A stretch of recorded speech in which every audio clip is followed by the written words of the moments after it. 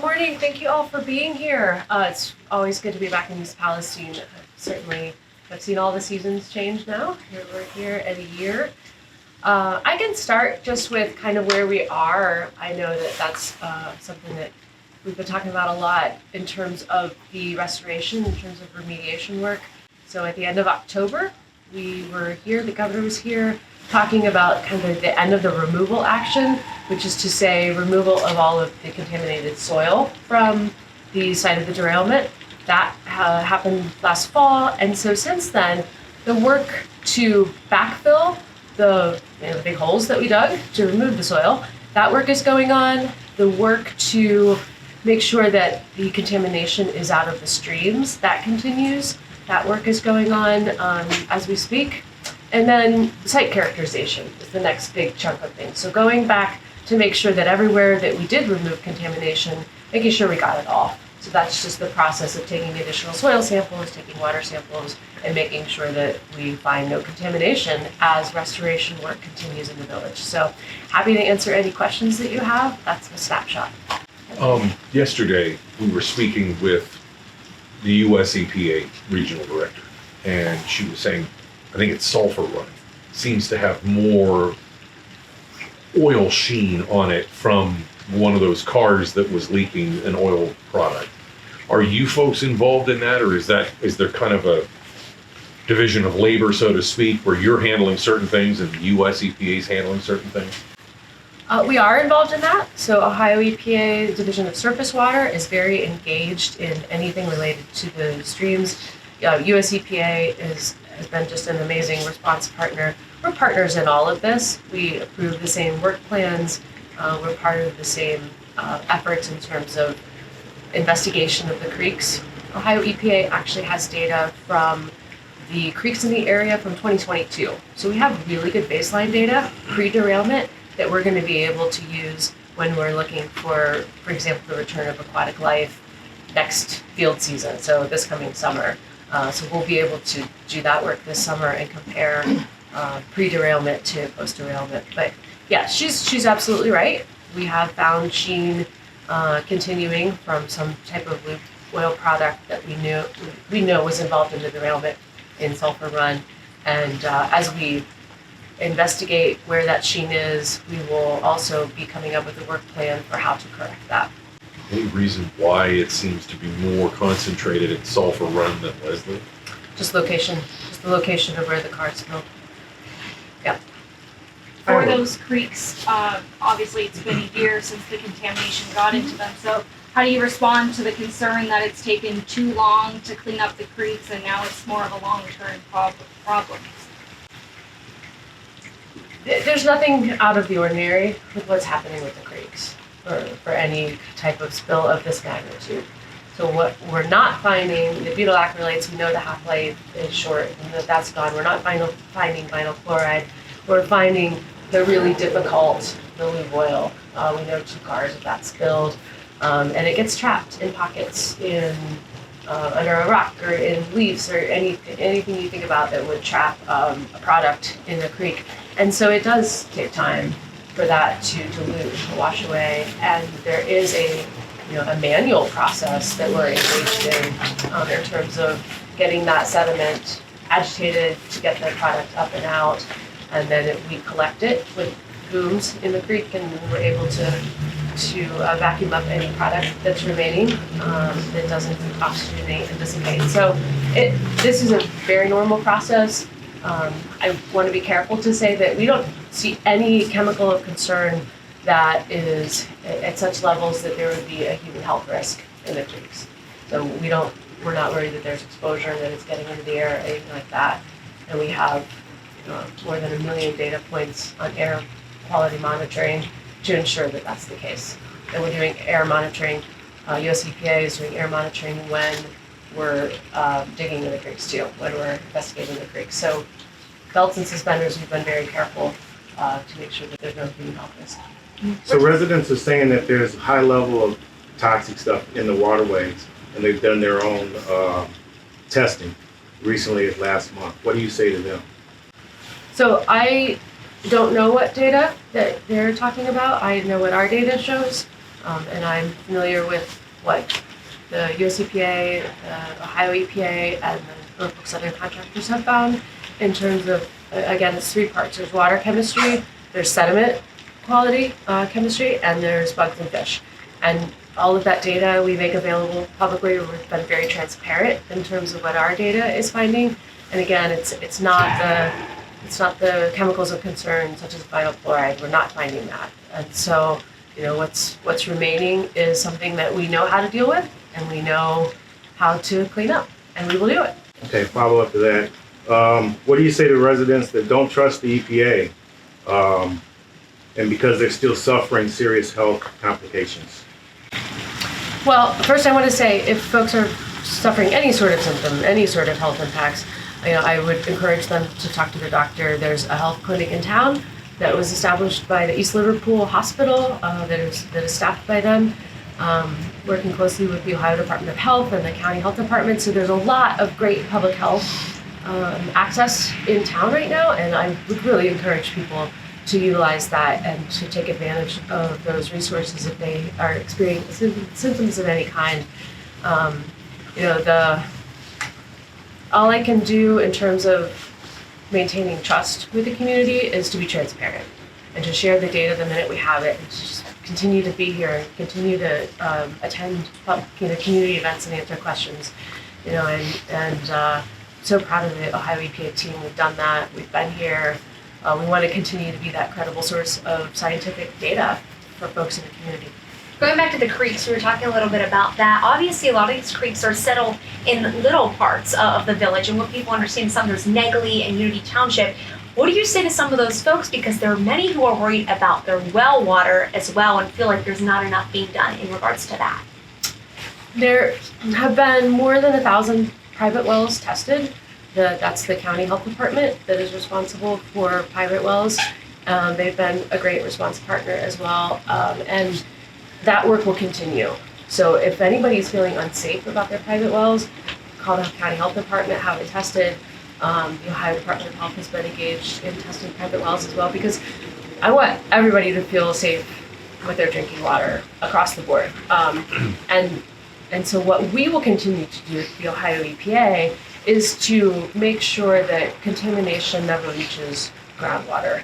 So we've established a network of monitoring wells, and we'll be able to know if there's any contamination even approaching a well field, for example, for the village water, or if the concern is that anything is leaching out of the creeks and into groundwater, we will know that through our network of monitoring wells.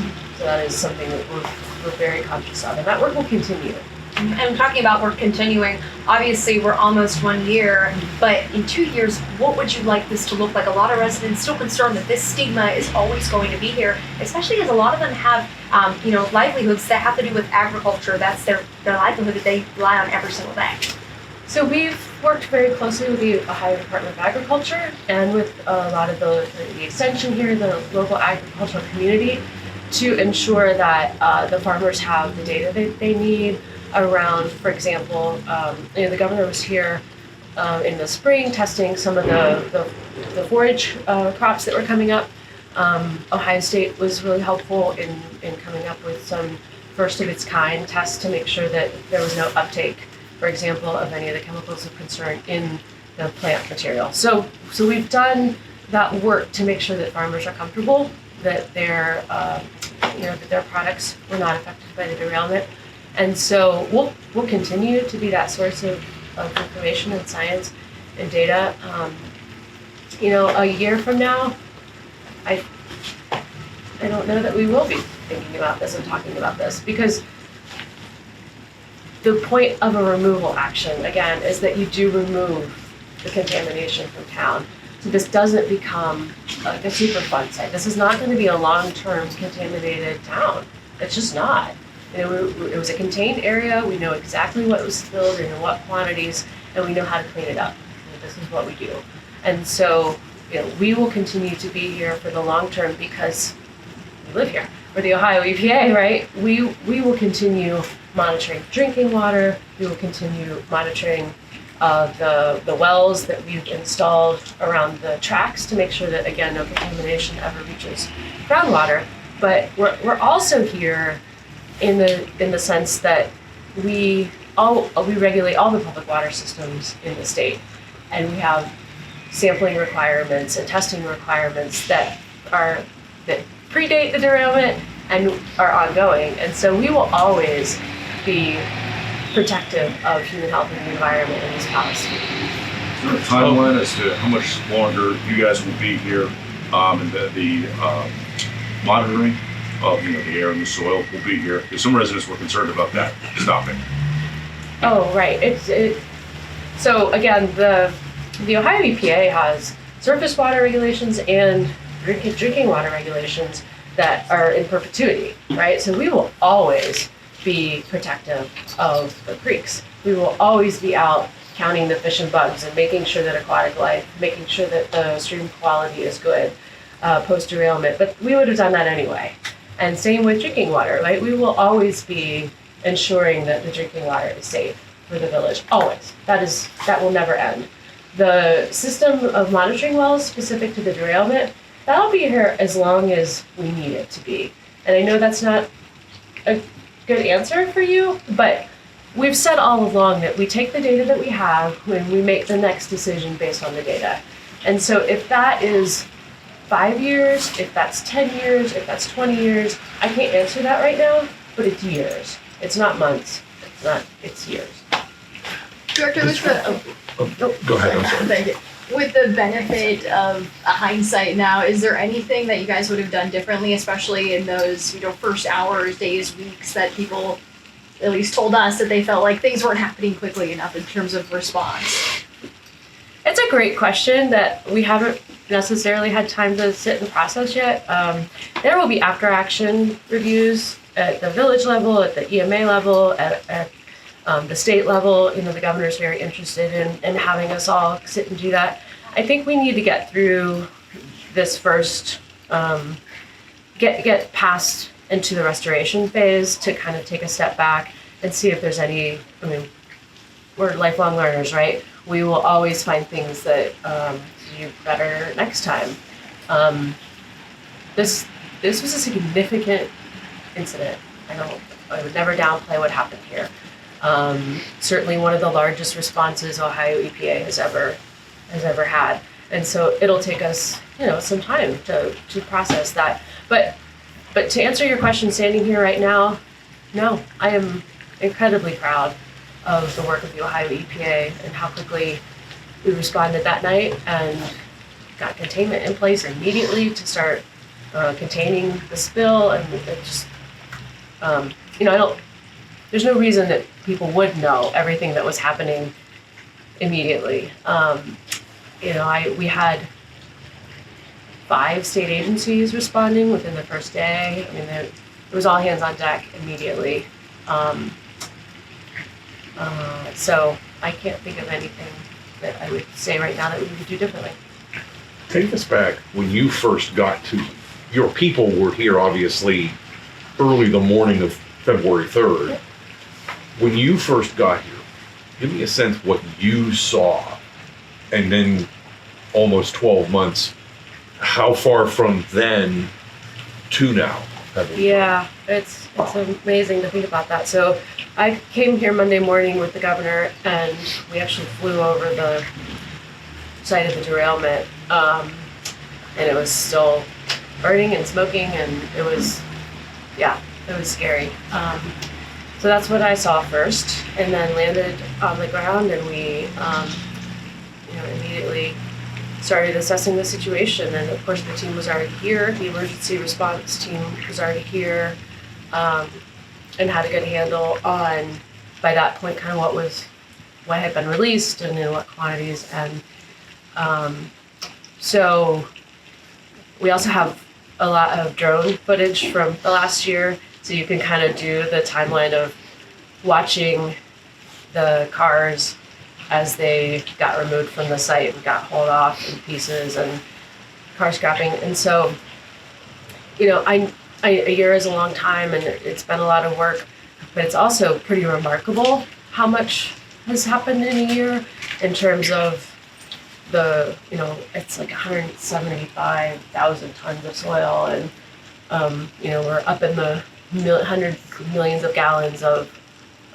water, contaminated water removed from the site. So the volume of what's happened here in this town is significant. It's been a heavy lift, and I'm really proud of the work that the Ohio EPA team has done over the last year. Would you qualify the stage we're in now as restoration, or are we still removing? Removal is done. We are in characterization and restoration. Describe. Characterization. So that's the we call it Appendix E. It is a work plan that was called for under the US EPA orders. It says, all right, you've removed all of the soil and a lot of the liquid. Now go back and make sure you got it all. So as you guys know, because you've been here too, there were staging areas all over town for some of the contaminated water sites, some of the soil. And so what we want to do is make sure that there's no contamination anywhere in town. So that's Appendix E sampling. That's what's happening right now. It's 2,500 samples that contractors are taking to test for any contamination and so on. So that's characterization. And then the restoration phase, so that includes everything from, for example, right now the railroad is backfilling car scrapping 4, which was the last of the big removal areas for soil. So that is a piece of restoration. And then as we're able to, for example, reopen the ditches that run along the rail for water management, we'll be able to reduce the amount of tanks that are required to store water and waste. So that will all happen over the next 6 months, say. And that's So all. characterization that's all and restoration is all like over the next 6 months. That's right. Ish. Yep, ish. Thank you. Ish. It's an estimate, but yes. So when those tanks are gone and are no longer treating the water as it's coming through, you don't have any concerns about it stirring up things going through Sulphur Run and Leslie Run and all of that? Because there's a lot of water that's being collected. There's a lot of water that's being collected. So the reason that it's not running in the ditches right now is just what you said. So we won't allow that to happen until we are sure that it will not take contamination into the creeks. Right now the site is contained for that reason.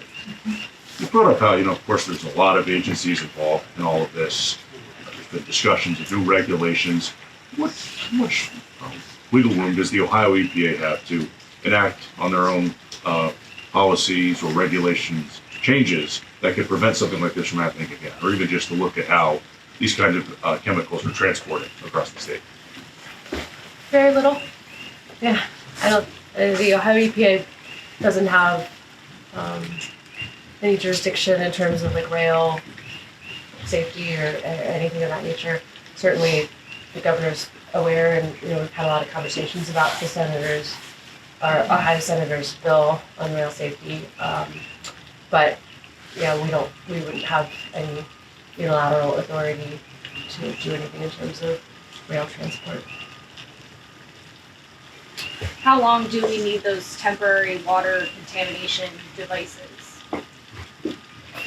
Is that part of the 6 months of restoration? The tanks, Yeah. where we're Where the storing water. is. Yeah. I'm saying 6 months, ish. It'll be this summer. Yeah. Okay. What role are you guys playing in the health studies being conducted? Does any of your data contribute to those studies? So, good question. All of our data is public to everybody. So, but certainly we have provided whatever data points that we have in terms of what was released, but also the creeks and the drinking water system. That's all available to the researchers. I am aware that there are NIH studies underway. I know the University of Kentucky and others have been present in the village doing surveys and doing work. And then the CDC's, of course, has been here. So we provide whatever data we have, but we're not necessarily involved in any of the survey work for public health. And if any of those sampling for trace contaminations in the coming months turn up anything concerning, would Norfolk Southern be on the hook for remediation and things like that? Oh, yes, absolutely. So Norfolk Southern is the responsible party here. That's no different than any other accident. If a truck dumps diesel on the freeway, same thing, right? We know who did it, and they have to clean it up. They are responsible to pay for that cleanup and to do the work. So, yes, they are not off the hook anytime soon for any remediation. And is there a process in place to notify people if something were to be found down the road? A process in place. Again, I think we've been really transparent about every stage of this process and everything we've done. So, yeah, the data would be on our websites, and I think. So maybe folks know this, maybe they don't, but there's still a incident command structure in place that involves representatives from the village. There's still community partners meetings where we all talk to the community leaders. The fire chief is very engaged in our day-to-day management of the project. So there's still a lot of communication with the village leadership, with the mayor, the fire chief, the local EMA. So I think the word would get out pretty fast. I think it will. I don't know if that's a process, but. Right, I just wanted to make sure that you weren't reading data in Columbus, say, and we had Absolutely no way of. Now, you were saying Norfolk Southern will be on the hook for some time. At every step, they have to first submit plans to you and to US EPA for what, they can't just say, okay, we'll fix this and then come back in a week and say it's fixed. Oh, They have to go through you folks first for a review of what they want to do, right? Absolutely. Yeah, I hope that it gives folks comfort. And again, maybe this is things people aren't aware of, but I mean, we've got the best scientists from around the country looking at these plans. It is not me. It is, US EPA's expertise in an incident this big has just been invaluable. So they bring the best to the table, and I've got amazing scientists at the Ohio EPA also reviewing any kind of plan. For example, when are we going to reopen the ditches and take down? That's all data driven. That's about the science, and so we get the best scientists involved and review work plans for any step, any stage of this process. Yes, good question. You said a lot of it, most of this restoration is going to be done by summer. Do you think that things will look a lot different come 6 months from now? A lot different. I think if you're not right on the tracks, you probably don't see a lot of it now anyway. The good news is I think there'll be less traffic. That's been, I know, a constant source of it's a lot of traffic in town, right? Either the gravel trucks or the soil trucks or the water trucks. So there'll be fewer trucks. The roads will reopen. It'll be less of a construction site once the water tanks and things are gone. So, yeah. One of the residents said that, this is going to, even, everything's cleaned up, the agencies leave, there's still that stigma, this is going to be known as the derailment town. Again, so many agencies involved. How can you guys help residents say, hey, let's move past that and shed that skin? A couple things that we're doing. So first, with the removal of contamination, we hope to prevent exactly that, so that this is not a long-term tag on this town. And this isn't a case where we're going to have contamination affecting human health or the environment for years to come. It's just not. We're just at a year, and the removal action is done. So we've removed the contamination. So first, I want to say that. Second, the governor has been hear a lot, most recently talking about some of the economic development activities that the state is supporting here in town. And so, whether it's the additional treatment at the water treatment system, secondary treatment, which will treat for anything in the future, including PFAS, for example. Not a problem now, but what we've tried to do is set this town up for success for the long term and try to be helpful in that regard. We've got really talented, great leaders here in this town, and the Ohio Department of Development has provided grant money to local businesses in town to encourage them to grow their businesses here and to hire more people. So that work is underway. We will continue to be a partner with local businesses and with the local elected officials to make sure that this town thrives. A lot of firefighters we talked to around the state said they are not always in their training just preparing, on how to respond to a derailment where chemicals are released. Looking back, do you feel that what have you guys learned about how to really respond to this that you may do differently in the future if there is another one, a derailment like this? Yeah, I'm excited about the new fire training center that will be built here in East Palestine. I think that's a great thing to have as a resource for this region, for the state of Ohio. I think there'll be some good work there. We partner with the fire marshal in a lot of that work. And,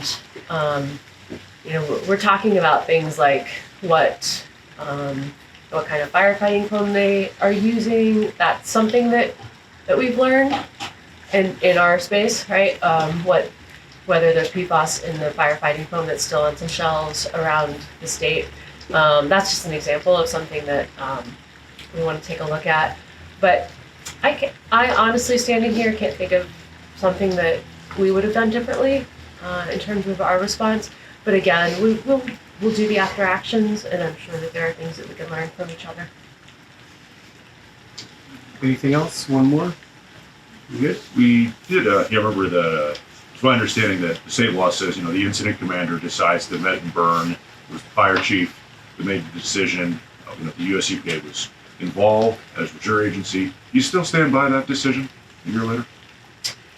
What I can tell you is that the experts in the room that the railroad brought in, that was the option that was given to the whole group, to everybody that was present.